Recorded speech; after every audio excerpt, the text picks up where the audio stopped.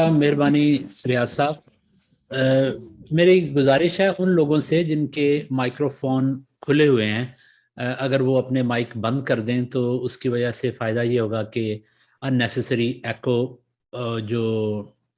आ रही है वो नहीं आएगी, और दूसरा उसका फ़ायदा आपको ये भी होगा, अगर मेरी टॉक बोरिंग होगी तो आप अपने कमरे में जो मेरे खिलाफ कमेंट्स दे रहे होंगे वो दूसरों को नहीं पता चलेगा कि आप मेरे बारे में क्या कह रहे हैं। तो इसलिए बेहतर है कि अपने जो माइक्रोफोन बंद करें, तो सीक्रेट कन्वर्सेशंस जो हैं वो फिर नहीं भी जाती कई दफ़ा।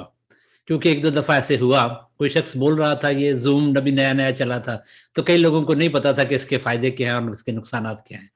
तो कोई शख्स बोल रहा था, उसकी टॉक बड़ी बोरिंग थी, और जो सुनने वाले थे वो अपने घर में कह के नहीं, यार हमें वक्त ही ज़ाया करन दिया है चुप करो। जो भी उसके मुंह में आ रहा था वो कह रहे थे, लेकिन everyone was listening. I hope कि ऐसा नहीं होगा, it's not going to be too boring. लेकिन मैं शुक्रगुजार हूँ मकतबा नवीम पाकिस्तान का कि फिर मुझे एक मौका फराहम किया कि मकतबा नवीम के एक बड़े ख़ानदान के साथ मिलकर हम आज बशारत और कलीसिया के मौजू के हवाले से सीख सकें। ये एक ऐसा मौजू है जिसकी तारीख उतनी ही पुरानी है जितनी कि कलीसिया की तारीख पुरानी है, और कलीसिया के साथ इसका नाता और रिश्ता उतना ही पुराना है जितना कि यीशु मसीह के शागिर्दों के बुलाए जाने यानी उनकी कॉलिंग का रिश्ता पुराना है। क्योंकि शागिर्दों की कॉलिंग के पीछे एक मकसद था। शायद उन्हें वक्ती तौर पे पता ना हो कि हम क्यों बुलाए जा रहे हैं, Y Jesus is asking us to follow him.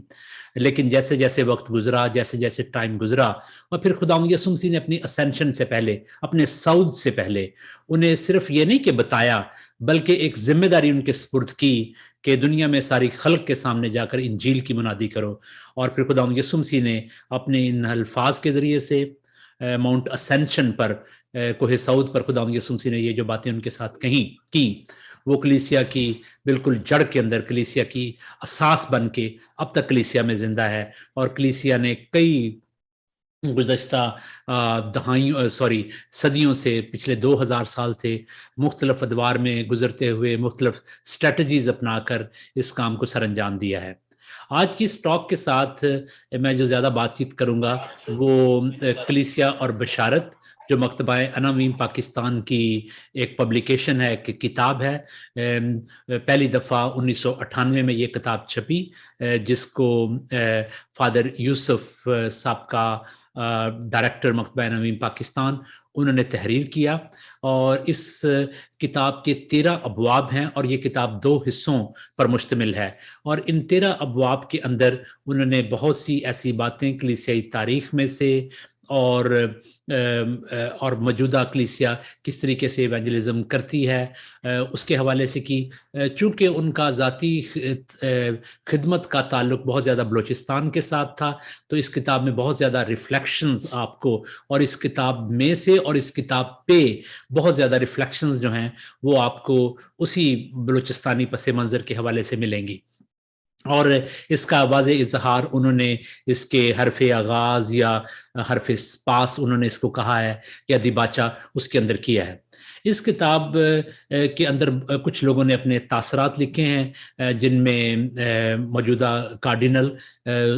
तब वो बिशप थे, बिशप जोसेफ कूट्स, उन्होंने इसके ऊपर बहुत अच्छा लिखा। फिर आगा गुल साहब ने इसके ऊपर बहुत अच्छा लिखा। फिर डॉक्टर शाह मोहम्मद मरई और फिर और दूसरे दोस्तों ने इसके मुतल्लिक अपने तासरात लिखे। मैं एक दो तासरात जो है वो आपके सामने ख़ास तौर से कोट करना चाहता हूँ। कार्डिनल कूट्स ने अपने तासरात देते हुए इसके मुतल्लिक लिखा कि फादर मौसूफ ने कलीसियाई तारीख और अजीम मिशनरियों की खिदमात जैसे अहम मौजू पर किताब तहरीर करके ये साबित कर दिया है कि वो दुनिया की अजीम, बड़ी और मशहूर मिशनरी जमात यानी OMI, ऑब्लेट्स ऑफ मेरी इमैकुलेट से ताल्लुक़ रखते हैं, और किस तरीके से उन्होंने इस अहम मौजू को अनफोल्ड किया। अगर आपने ये किताब पढ़ी है तो आप इससे ज़्यादा अच्छे तरीके से वाकिफ़ होंगे। अगर आपने ये किताब नहीं पढ़ी तो मैं आपको ज़रूर इस चीज़ की तरफ आपकी निशानदेही करूँगा कि आप इसे ज़रूर पढ़ें। ایک اور کامنٹ جو انہی تاثرات میں سے ہے، وہ میں ایک دو فکرے آپ کے سامنے پڑھنا چاہتا ہوں اس سے پہلے کہ میں بات کو آگے بڑھاؤں۔ آغا گل صاحب نے اس میں علامہ اقبال کا ایک مشہور شعر کوٹ کیا کہ لے گئے تسلیس کے فرزند میراث خلیل، خشتے بنیاد کلیسیا بن گئی خاک حجاز۔ لیکن اس میں خاص طور سے جس چیز کی طرف انہوں نے توجہ دلائی وہ یہ ہے کہ یہ کتاب ایک اہم سوال کے اوپر ہمیں غور و فکر کرنے کا موقع دیتی ہے، اور اس میں ایک صرف کلیسیا میں تاریخ کے اوپر ہی روشنی نہیں ڈالے گی اس کتاب کے ذریعے سے، بلکہ موجودہ حالات میں کلیسیا کس طریقے سے کام کرتی ہے اس کی طرف بھی نشاندہی کی گئی ہے۔ ایک اور چیز کی طرف میں آپ کی توجہ دلانا چاہتا ہوں، وہ یقیناً ہمارے ایک مسلمان بھائی نے اپنے تاثرات لکھتے ہوئے، جن کا نام ڈاکٹر شاہ محمود مرئی ہے، انہوں نے اپنے تاثرات لکھتے ہوئے اس چیز کی طرف توجہ دلائی کہ بلوچستان میں مسیحی چونکہ سوسائٹی کے اکثریت اس طبقے کے ساتھ تعلق نہیں سکتی، کیونکہ ویری ٹرائبل سوسائٹی بلوچستان ہے، تو اس طبقے سے تعلق نہیں رکھتی تھی، لیکن 1970 کے دہائی میں آنے والی سیاسی تبدیلیوں نے بہت سے ایسے دروازے کھولے کہ مسیحی اور مسلمان مل کر اپنا اکٹھے کام کر سکیں، سیاسی، معاشی اور معاشرتی جد و جہد میں اپنی اکٹھی راہیں تلاش کر سکیں۔ اس کے بعد پھر of course I am not going to through each and every chapter of this book, 13 ابواب جیسے میں نے کہا، اور ان ابواب میں مختلف چیزوں کی طرف اگین انہوں نے ہماری نشاندہی کروائی ہے، جس میں کلیسیا کو ڈیفائن کیا کہ واٹ چرچ از، کلیسیا کی تعریف کی اور کلیسیا کی ڈیفینیشن کی، اور خاص طور سے انہوں نے ہماری توجہ اس جانب بھی دلائی کہ بہت دفعہ کلیسیا کیا ہے یا ایکلیزیا یا چرچ کیا ہے، اس کو ہماری میجورٹی کانٹیکسٹ میں سمجھا نہیں جاتا۔ مثال کے طور پر انہوں نے بتایا کہ فیروز اللغات کے اندر کلیسیا کو اس طریقے سے ڈیفائن کیا گیا ہے کہ کلیسیا ایک ایسی جماعت ہے جو مریم کے بت کی پرستش کرتی ہے۔ ہو سکتا ہے میری یہ لائبریری میں پیچھے فیروز اللغات پڑھی ہے، اس نے تبدیل کر دیا ریسنٹ والوں نے، لیکن جس دور میں یہ لکھی گئی تب تک ایسے ہی تھا۔ یہ مس کنفیوژن کلیسیا کے بارے میں، کلیسیا کی بنیادی ڈیفینیشن کے بارے میں ہے۔ اگر کلیسیا کی بنیادی ڈیفینیشن اور بنیادی انڈرسٹینڈنگ کے بارے میں اس طرح کا ہے تو پھر یقیناً اور جو گہری باتیں ہیں کلیسیا کی خدمت، کلیسیا کی جو کام ہے، ان کے متعلق بھی کئی ایسے کنفیوژنز ہوں گے جن کو ایڈریس کیا جانا چاہیے، اور انہوں نے اپنی اس بک کے اندر ایڈریس کرنے کی کوشش کی ہے۔ اب اس موضوع کی طرف، کلیسیا اور بشارت، جیسے میں نے اپنے انٹرو میں کہا کہ ان کا بڑا گہرا اٹوٹ قسم کا رشتہ ہے کلیسیا کا بشارت کے ساتھ۔ کلیسیا کا بشارت کے ساتھ بڑا گہرا تعلق ہے، اور اس رشتے کو، اس تعلق کو اپنی خدمت کے ذریعے سے کلیسیا نے روز بروز مضبوط بنانے کی کوشش کی ہے۔ Evangelism is very much in the roots of the existence of church. Church اس کے بغیر ایگزسٹ نہیں کر سکتا، اور چرچ نے اپنے وجود کو قائم رکھنے کے لیے شروع سے ہی بشارت کی ہے، اور اس کا بہت زیادہ گہرا تعلق پھر خداوند یسوع مسیح کی ان احکامات کے ساتھ ہے جو خداوند یسوع مسیح نے صعود سے پہلے اپنے لوگوں کو دیے۔ یسوع مسیح کے شاگردوں کا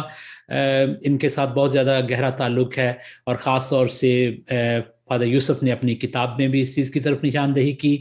جب ہم کلیسیائی تاریخ کا مطالعہ کرتے ہیں تو یسوع مسیح کے کئی شاگرد دنیا کے مختلف حصوں میں منادی کرنے کے لیے گئے، جیسے مقدس پطرس روم میں گئے۔ اسی طرح مقدس توما کے بارے میں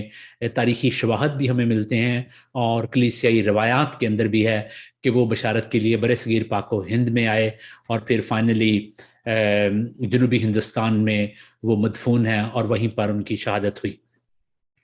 اور کویسچن یہاں پر یہ پیدا ہوتا ہے کہ عام طور پر جب آپ کسی چیز کو مضبوط کرنا چاہتے ہیں تو آپ فوراً ایک دوسرے سے جدا نہیں ہوں گے بلکہ آپ اکٹھے رہیں گے. کسی بھی بزنس انٹرپرائز میں ایسے نہیں ہوتا. پہلے آپ جب آپ نے کوئی بزنس کک آف کرنا ہے یا اس کو چلانا ہے یا اس کو بڑھانا ہے تو آپ جس جگہ پر بھی ہیں وہیں پر آپ رہنے کی کوشش کریں گے تاکہ اپنا قلعہ مضبوط کریں، یا پنجابی میں کہتے ہیں تاکہ اپنا قلعہ مضبوط کرو. تو کلیسیا کا قلعہ اس وقت بظاہر طور پر، یا کلیسیا کا قلعہ اس وقت بظاہر طور پر ایسے لگتا تھا کہ وہ نیچرلی یروشلم ہونا چاہیے. اگر یروشلم نہیں تو شاید پھر وہ ناصرت ہونا چاہیے، کیونکہ وہ یسوع مسیح کے زیادہ تر شاگرد جو تھے وہ گلیل کے صوبے تھے، ناصرت کے گرد و نواح میں سے تھے. یہ ایک دلچسپ کویسچن ہے، ایک ایسا سوال ہے جس کا جواب ہم اپنی ساری گفتگو کے اندر کسی نہ کسی طریقے سے ڈھونڈنے کی کوشش کریں گے کہ کلیسیا تو ابھی قائم ہی ہوئی، ابھی بالکل اپنے ابتدائی مراحل، ابتدائی مہینوں، ابتدائی دنوں میں تھی. اور پھر کلیسیا میں جو اکابرین تھے، یسوع مسیح کے شاگرد تھے، وہ یسوع مسیح کے قول کے مطابق بجائے اس کے کہ وہ اکٹھے جڑ کے بیٹھے رہتے اور اپنے قلعے کو، اپنے سینٹر کو مضبوط کرتے، وہ دنیا میں ادھر ادھر نکلنے کی انہوں نے کوشش کی. اگر آپ اس کا تقابلہ، اس کا مقابلہ بابل کے اس قدیم شہر سکم کے ساتھ کریں جہاں پر بابل کا برج بنا، لوگ جب بھی کسی آپ انٹرپرائز کو، کسی آرگنائزیشن کو، کسی چیریٹی کو، کسی چرچ کو، کسی بھی انسٹیٹیوشن کو مضبوط کرنا چاہتے ہیں تو آپ اپنے سینٹر کے اوپر فوکس کرتے ہیں اور اسی کے اندر انویسٹ کرتے ہیں. وہاں پر خوبصورت بلڈنگز بناتے ہیں. آپ اگر ویٹیکن میں چلے جائیں تو سینٹ پیٹر بسیلکا ہے، وہاں پر ایک بڑی اسٹرانگ مضبوط آرگنائزیشنل سٹرکچر ہے. اگر آپ دوسرے چرچز میں جائیں تو ان کے کوئی نہ کوئی فزیکل سینٹر ہوتے ہیں اور وہ سینٹر میں بڑی خوبصورت طاقتور عمارتیں ہوتی ہیں اور وہاں پر انسٹیٹیوشنز ہوتے ہیں جو اس ادارے کو چلاتے ہیں. لیکن یہ ایک کویسچن جس کو شاید ابتدائی کلیسیا میں جو لوگ تھے انہوں نے اس طریقے سے نہیں دیکھا جس طریقے سے اب ہم دنیا میں اپنی کامیاب آرگنائزیشنز کو دیکھنے کی کوشش کرتے ہیں. انہوں نے بجائے اس کے کہ صرف یروشلم میں رکے رہتے، وہ چند ہفتوں تک یروشلم میں رکے رہے جب تک ان کو قوت کا لباس نہ ملا. خداوند یسوع مسیح نے اعمال کی کتاب اس کے پہلے باب کی 8ویں آیت میں لکھا ہے کہ ٹھہرے رہو جب تک تم کو قوت کا لباس نہ ملے. جب تم قوت پاؤ گے تو تم یروشلم، یہودیہ، سامریہ، بلکہ زمین کی انتہا تک میرے گواہ ہو گئے. جب خداوند یسوع مسیح نے یہ کہا تو خداوند یسوع مسیح نے نیچرلی ایونجلزم کے پروگریشن کا ایک سیکوینس بھی ان کو دیا کہ تم یروشلم میں یعنی کہ اپنے قریبی علاقے میں، پھر یہودیہ یعنی کہ ایک ریجن کے اندر، اور پھر سامریہ یعنی وہ علاقے جہاں پر تم نہیں جانا چاہتے، اور پھر زمین کی انتہا تک بالکل ان نون ایریاز کے اندر میرے گواہ ہوگے. اور خداوند یسوع مسیح کے شاگردوں کی زندگی کے اندر ہی یہ سب کچھ پورا ہوا. انہوں نے یروشلم میں گواہی دی، انہوں نے یہودیہ میں گواہی دی، انہوں نے سامریہ میں گواہی دی، انہوں نے زمین کی انتہا تک خداوند یسوع مسیح کے پیغام کو لے کر پہنچے. لیکن ان کی ذہن کے اندر کوئی ایسا آئیڈیا نہیں تھا کہ یہی ہمارا سینٹر ہے اور ہم نے بس اسی کو مضبوط کرنا ہے اور we are going to build everything here and that will be the power center of the church. لیکن یہ کرنے کی بجائے انہوں نے ایک خوشبو کی طرح، ایک روشنی کی طرح، جہاں جہاں خداوند یسوع مسیح کے روح نے، خدا کے روح نے ان کو ہدایت کی، وہ ایونجلزم کرنے کے لیے دنیا کے مختلف حصوں کے اندر چلے گئے اور یہ پیغام دنیا کے اندر پھیلاتے رہے. یہاں پر کئی کویسچن ہمارے سامنے ابھرتے ہیں کیونکہ کلیسیا کے جو بزرگ تھے، خاص طور سے یہاں پر ہم خداوند یسوع مسیح کے شاگردوں کے بارے میں بات کر رہے ہیں کہ وہ دنیا کے مختلف حصوں میں گئے اور پھر اس کے بعد کلیسیا بڑی پنپی، کئی صدیوں کے اندر کئی تبدیلیاں آئیں اور بڑھتے بڑھتے پھر لوکل چرچ اور گلوبل چرچ میں ایونجلزم اور مشن کے کانسیپٹ ہوئے کہ کس طریقے سے لوکل کلیسیا میں، مقامی کلیسیا میں آپ نے بشارت کرنی ہے اور کس طریقے سے وہ مقامی کلیسیا گلوبل کرسچن فیملی کا حصہ بن کر آپ ایونجلزم کریں گے اور آپ اس کو بشارت کریں گے. جب ہم ایونجلزم کی بات کرتے ہیں، بشارت کی بات کرتے ہیں، تو ہمارے ذہن میں یقیناً مشن کا اور مشنریوں کا ایک چہرہ سا سامنے آتا ہے. اور جب ہم مشنریوں کے متعلق سوچتے ہیں تو مشنریوں سے متعلق ہمارے ذہن میں اکثر وہ لوگ ہوتے ہیں جو ویسٹرن ہوتے ہیں اور وہ لوگ ہوتے ہیں جو مختلف قسم کے برائٹ آئیڈیاز لے کر دنیا کے مختلف حصوں میں جاتے ہیں ہیں, اور ख़ास طور سے مشنریز کے متعلق جب ہم بات چیت کرتے ہیں تو ہمارے ذہن میں یہی خیالات آتے ہیں کہ مشنری یا مشن سے متعلق جو چیزیں ہیں وہ ویسٹ ٹو دا ریسٹ ہے. ویسٹ سے آپ افریقہ میں آ جائیں, ویسٹ سے آپ ایشیا میں چلے جائیں, ویسٹ سے آپ لیٹن امریکہ میں چلے جائیں, اور ویسٹرن لوگ جب کسی جگہ پر جاتے ہیں تو ان کو عام طور پر مشنری سمجھا جاتا ہے. کسی نے ایک بڑی خوبصورت بات مشن اور مشنری کے بارے میں کہی ہے, مجھے نہیں پتا یہ کہی کس نے, لیکن اٹس ویری ویری پروفاؤنڈ, کہ missionaries are not those who cross the sea. Missionaries are not those who cross the sea. Missionaries are those who see the cross. Missionaries are those who see the cross. Missionaries وہ نہیں ہوتے جو سمندر پار جاتے ہیں, بلکہ missionary وہ ہوتے ہیں جو یسوع مسیح کی صلیب اٹھاتے ہیں. شاید اردو کے اندر اس کی اتنی فونیٹک بیوٹی نہیں ہے جتنی انگلش کے دونوں لفظ سی, SEA اور SEE استعمال کر کے اس کو خوبصورت بنایا گیا ہے. کہ مشنریز کے متعلق یہ جو نقطہ نظر ہے یہ اس کے اوپر ایک قسم کی تنقید ہے. خداوند یسوع مسیح کے شاگرد یہ فرسٹ مشنریز تھے, and they were not westerns, اور لیکن وہ ایسٹ سے ویسٹ اور جہاں جہاں پر بھی خدا نے ان کو موقع دیا, جہاں جہاں پر بھی خدا نے ان کو ہدایت کی, وہ خدمت کے لیے گئے. پھر اس کے بعد دوسرے ملینیم میں زیادہ ویسٹرن چرچ جو تھا وہ کلیسیا میں بشارت کو لیڈ کرتا رہا, لیکن اب جب تیسری ملینیم کا آغاز ہوا ہے تو بہت سی مشنری موومنٹس اور بہت سے انڈیویجول ایونجلسٹ اور بہت سی آرگنائزیشن ایسٹرن اور خاص طور سے ایشیا کے اندر وہاں سے نکل کر دنیا میں کئی جگہوں پر بشارت کر رہی ہیں اور کئی جگہوں پر منادی کر رہی ہیں. خاص طور سے پوپ جان پال کا مشہور پیپل ایگزورٹیشن بڑا مشہور ہے, ایکلیزیا ان ایشیا. میرا خیال ہے کہ مکتبہ نویم پاکستان نے اس کا کسی وقت ترجمہ بھی کیا گیا تھا, اور اس کے اوپر بڑے سیمینار اور بہت سی ایسے اسٹڈی گروپس بھی چلائے گئے تھے تاکہ لوگ اس کو سمجھیں. اور اب جس چیز کی طرف زیادہ لوگ بات چیت کر رہے ہیں وہ یہی ہے کہ خاص طور سے جس دنیا کے حصے میں رہتا ہوں, ویسٹرن ورلڈ میں, برطانیہ میں, پچھلے 50 60 70 سال میں بہت سے لوگ انڈیا سے, پاکستان سے, افریقہ سے اور لیٹن امریکہ سے مائیگریٹ ہو کر وہ ویسٹرن ملکوں میں آئے ہیں اور وہ رہ رہے ہیں, اور وہ ایک طریقے سے اپنی پریزنس کے ذریعے سے اور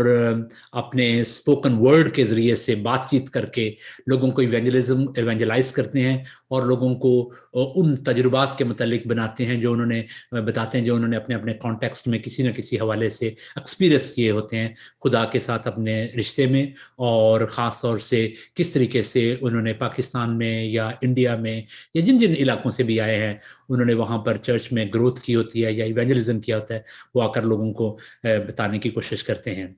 خداوند یسوع مسیح نے جب اپنے شاگردوں کو یہ کہا کہ go into the world and preach the gospel to all nations, خداوند یسوع مسیح ایسے لوگوں کو جن کو شاید کراس کلچرل ایونجلزم کا تجربہ نہیں تھا, ایسے لوگوں کو جنہیں شاید دوسرے سماج, دوسرے کانٹیکسٹ میں رہنے لوگوں کا دوسری زبانوں کا تجربہ نہیں تھا,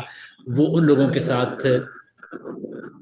وہ یہ شبنم, اگر آپ اپنا یہ مائکروفون بند کریں پلیز. جی, وہ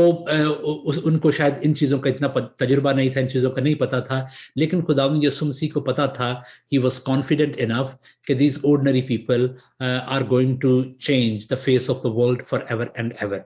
یہاں پر دلچسپ بات یہ ہے کہ جب مشنری آرگنائزیشن یہ ایونجلزم یا بشارت کی بات کرتے ہیں تو وہ بہت سی ایسی اسٹریٹجیز اور ایسی ٹیکنیکس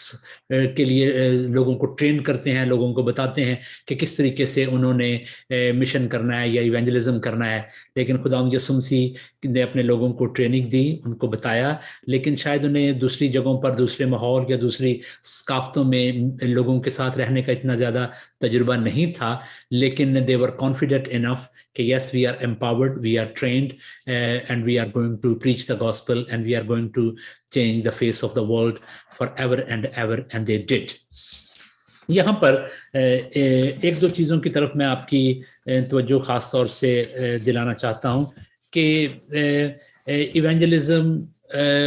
یا بشارت اس کو کئی دفعہ لوگ مشن کے ساتھ کنفیوز کرتے ہیں، لیکن اس کو سمجھنے کے لیے کیا یہ اس کا تعلق صرف لفظوں کے ساتھ ہے یا اس کا تعلق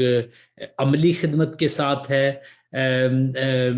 سینٹ فرانسس آف اسیسی کی بڑی مشہور کوٹ ہے کہ preach the gospel as much as you can and use word if necessary. جتنا زیادہ بھی تم خدا ان کے کلام کو پھیلا سکتے ہو پھیلاؤ، لیکن لفظ اتنے ہی استعمال کرو جتنے ضروری ہیں.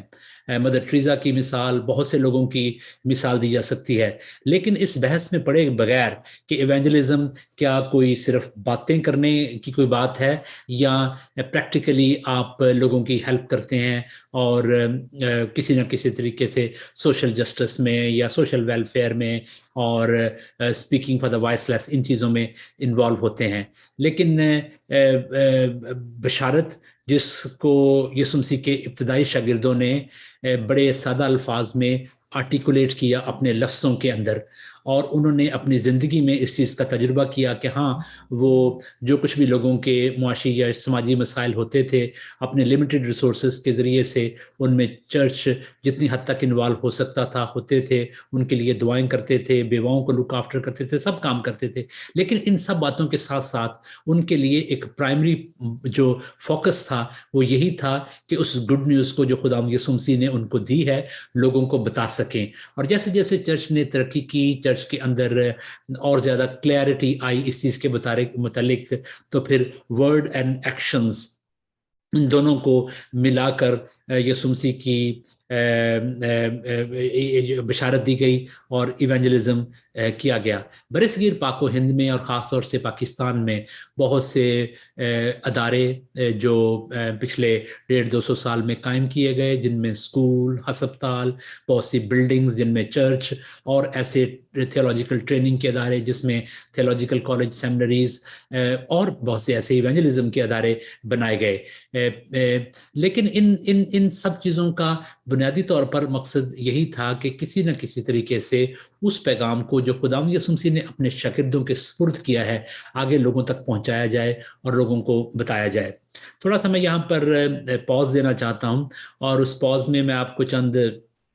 اشعار سناؤں گا جن کا تعلق ایونجلزم کے ساتھ ہے اور بشارت کے ساتھ ہے. آج کل بشارت کا موضوع جو ہے وہ اتنا زیادہ اس طریقے سے اہم نہیں رہا جس طریقے سے اہمیت کے ساتھ کلیسیا نے اس کو پکڑا ہوا تھا اور سرگرمی کے ساتھ اس کو کیا کرتے تھے. انہی کچھ جذبات کی عکاسی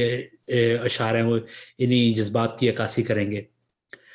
بڑی کرسیاں اور صدارت کی بات، بڑی کرسیاں اور صدارت کی بات کہاں اب رہی ہے بشارت کی بات. بڑی کرسیاں اور صدارت کی بات کہاں اب رہی ہے بشارت کی بات. نابینے امیر شہر بن گئے، نابینے امیر شہر بن گئے، کہاں اب رہی ہے بصارت کی بات. اچھا ہوا، اور یہ مکتبہ نویم پاکستان کے لیے، اچھا ہوا آپ آگے بڑھے، اچھا ہوا آپ آگے بڑھے، کسی نے تو کی ہے جسارت کی بات. اچھا ہوا آپ آگے بڑھے، کسی نے تو کی ہے جسارت کی بات. مکینوں کی کس کو فکر ہے یہاں، مکینوں کی کن کو، مکینوں کی کس کو فکر ہے یہاں، سبھی کر رہے ہیں عمارت کی بات. بڑی کرسیاں اور صدارت کی بات کہاں اب رہی ہے بشارت کی بات. Evangelism through Jesus, evangelism after Jesus, right after Jesus یعنی یسوع مسیح کے شاگردوں کے ذریعے سے، اور پھر ایونجلزم ایسٹرن اور ویسٹرن مشنریز کے ذریعے سے، کس طریقے سے وہ دنیا کے مختلف حصوں میں گئے اور انہوں نے چرچز کی، کلیسیاؤں کی بنیادیں رکھیں، کلیسیائیں تعمیر کی. کلیسیا میں خاص طور سے برصغیر پاک و ہند میں بشارت کئی فیزز میں ہوئی، جس کو خاص طور سے کلیسیائی تاریخ میں 3 فیزز کے اندر لوگ اس کو اکٹھا کرنے کی کوشش کرتے ہیں یا سمجھنے کی کوشش کرتے ہیں۔ پہلے فیز میں مقدس توما، اور پھر دوسرے فیز میں 14ویں-15ویں صدی میں جب سینٹ فرانسس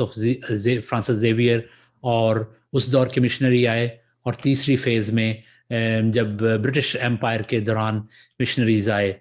اور اب تیسری فیز میں آپ میں سے اگر کچھ لوگوں نے یہ کتاب پڑھی ہے، بڑی مشہور کتاب ہے ایونجلزم اور مشن پر بشپ مائیکل نذیر علی کی، mission from everywhere to everywhere. اس میں اب دنیا کے مختلف حصوں سے لوگ ایک جگہ سے دوسری جگہ موو ہو رہے ہیں، اور بہت سے حصوں میں ابھی بھی ایونجلزم از اسٹل ڈینجرس، اور in some parts of the world it is impossible. Places like Somalia, Libya, in our own neighborhood in China, it's not so easy, it's quite difficult. ہم پاکستان میں بہت سے مسائل کو جھیلتے ہیں، لیکن ہم خدا کا شکر ادا کرتے ہیں کہ within the Islamic world Pakistan کئی ممالک سے بہت بہتر ہے، جہاں پر بائبل چھاپنے کی، بائبل کی ترسیل کرنے کی، اس کو تقسیم کرنے کی، کلیسیا اپنے پروگرام آرگنائز کرنے کی، اور ایونجلزم کے کئی حوالوں سے، کئی طریقوں سے اس کی اجازت ہے، اور ہم اس طریقے سے اس کو کرنے کی کوشش کرتے ہیں۔ Evangelism has always been a challenge. It has never been an easy thing. یہ کبھی بھی اتنی آسان نہیں ہوئی۔ اور فادر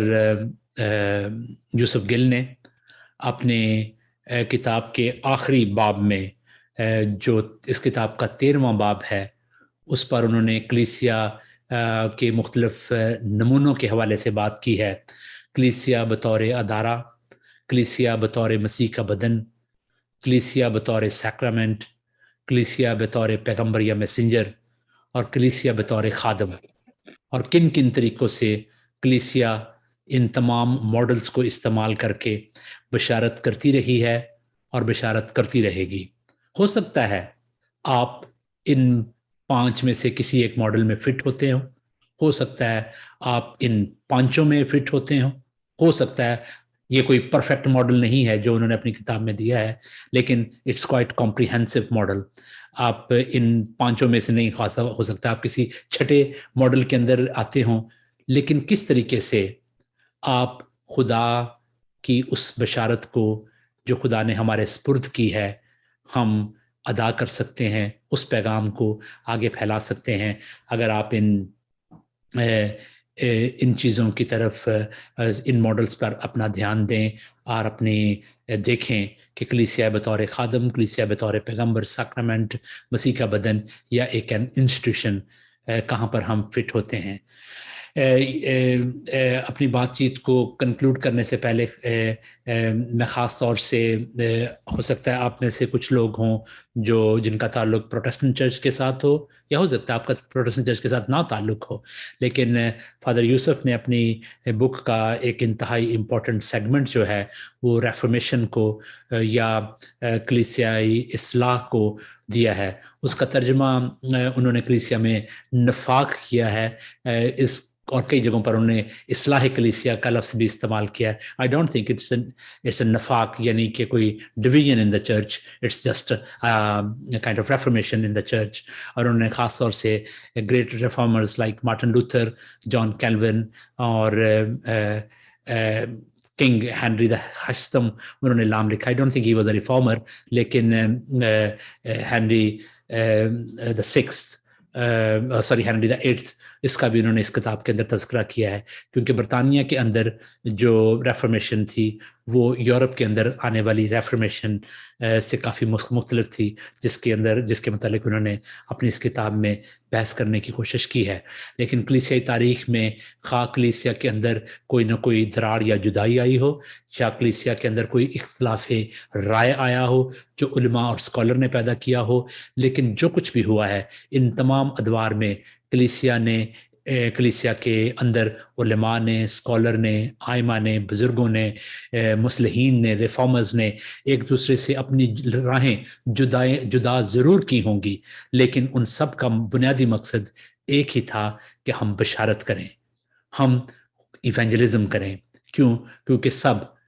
خداوند یسوع مسیح کے اس پیغام کو آگے پھیلانا چاہتے تھے، اس پیغام کو آگے سے آگے بڑھانا چاہتے تھے۔ یاد رکھیں کہ یہ ذمہ داری بشارت کی ہم تک خدا کے ان بزرگوں نے، ان لوگوں نے، ریفارمرز نے، آباء کلیسیا نے، یسوع مسیح کے شاگردوں نے انتہائی مشکلات میں سے گزر کر ہم تک پہنچانے کی کوشش کی ہے، اور ہماری یہ ذمہ داری ہے کہ ہم کسی بھی ایسے گروپ کا، کسی بھی طریقے سے، کسی ایسی ماڈل کا حصہ بنے جہاں پر ہم اپنے آپ کو کمفرٹیبل فیل کرتے ہیں، اور ہم اس بشارت کو آگے پہنچانے کی کوشش کریں اور آگے لے کر جانے کی کوشش کریں۔ بشارت کرنے کے لیے آپ کو کوئی حالی ٹرینڈ ہونے کی ضرورت نہیں ہے، اور بے شک ٹریننگ از امپورٹنٹ، اور خاص طور سے لیٹی کی ٹریننگ امپورٹنٹ ہے، اور میرا خیال ہے کہ مکتبہ نوین پاکستان کی یہ خدمت کہ تھیولوجیکل ٹریننگ فار دا لے اور فار دا لیٹی از امپورٹنٹ، کیونکہ اس طریقے سے ایونجلزم یا بشارت چند سلیکٹڈ اور ایکسکلوسیو گروپ کی ذمہ داری نہیں بن جاتی جو صرف ٹرینڈ ایونجلسٹ ہوتے ہیں، یا مبشران انجیل ہوتے ہیں، یا مناد یا فادر ہوتے ہیں، یا سسٹرز ہوتی ہیں، بلکہ ہر ایک مومنین اس کو اون کرنا شروع کر دیتے ہیں، کیونکہ یہ ہر ایک مسیحی کی ذمہ داری ہے کہ جو کچھ وہ جانتا ہے وہ دوسروں کو بتانے کی کوشش کرے، جو کچھ وہ سمجھتا ہے دوسروں کی سمجھانے کی کوشش کرے، جو کچھ وہ جانتا ہے دوسروں تک پہنچانے کی کوشش کرے۔ خداوند آپ سب کے ساتھ ہو۔